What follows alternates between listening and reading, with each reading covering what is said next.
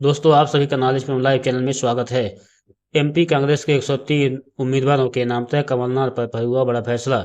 मध्य प्रदेश विधानसभा चुनाव के लिए कांग्रेस की पहली उम्मीदवार सूची का सभी को बेसब्री से इंतजार था। यह इंतजार अब खत्म होता दिखाई दे रहा है। सूत्रों के माने तो शनिवार 7 अक्टूबर की शाम हुई कांग्रेस की केंद्रीय चुनाव समिति की बैठक में 103 सीटों पर उम्मीदवारों के नाम पर मुहर लग गई है।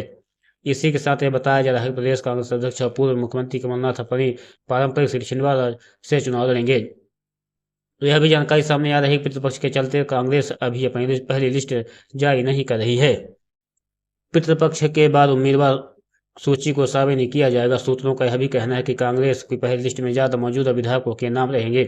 गौरतलब है कि मध्य प्रदेश में बीजेपी की उम्मीदवार लिस्ट जारी होने के बाद से राजनीतिक गलियारों में कांग्रेस कैंडिडेट लिस्ट के लिए इंतजार बढ़ गया था।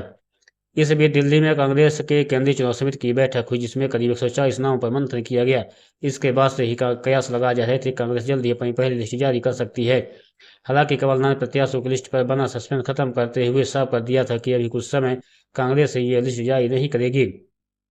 जानकारी के लिए बता दें, मध्य प्रदेश चुनाव में टिकट बंटवारे को लेकर बीजेपी विपक्षी पार्टी कांग्रेस से आगे चल रही है। बीजेपी ने अब तक 3 कैंडिडेट लिस्ट जारी कर दी है, जिनमें कुल 79 उम्मीदवारों के नाम शामिल हैं। बड़ी बात यह है कि इस बार बीजेपी ने 3 केंद्रीय मंत्रियों समेत 7 सांसदों को विधानसभा चुनाव का टिकट दिया है। पितृपक्ष ने रोकी एमपी चुनाव के उम्मीदवारों की सूची। सनातन धर्म में 16 श्राद्ध पक्ष का विशेष महत्व होता है। इन दिनों हिंदू धर्म में सभी शुभ कार्य वर्जित रहते हैं। मान्यताओं के अनुसार यह दिन केवल पितरों के लिए समर्पित है। श्राद्ध पक्ष के कड़वे दिनों ने राजनीति को भी प्रभावित कर दिया है। आचार संहिता से पहले बीजेपी लगातार अपने प्रत्याशियों की सूची जारी कर रही थी, तो वहीं श्राद्ध पक्ष लगने के बाद से बीजेपी ने एक भी सूची जारी नहीं की। इधर कांग्रेस भी अब श्राद्ध के बाद ही प्रत्याशियों की सूची जारी करेगी। इसकी पुष्टि स्वयं पीसीसी चीफ कमलनाथ ने की है।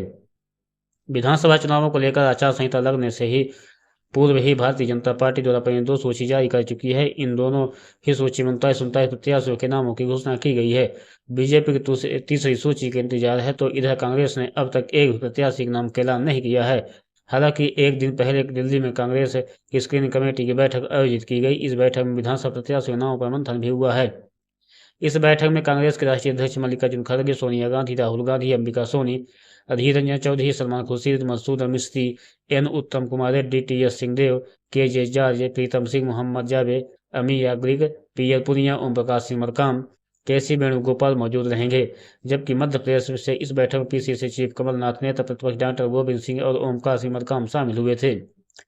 मध्य प्रदेश विधानसभा में कांग्रेस के सूची को लेकर प्रदेश कांग्रेस अध्यक्ष कमलनाथ ने स्पष्ट कर दिया है कि विधानसभा प्रत्याशियों की सूची 7 दिन बाद आएगी। उन्होंने बताया, दिल्ली में आयोजित बैठक में करीब 130 से 140 सीटों पर चर्चा हुई है। नामों पर फैसला वह अगले 7 दिनों में करेंगे। एक बैठक और होगी, जिसमें से प्रत्याशियों नामों का ऐलान किया जाएगा।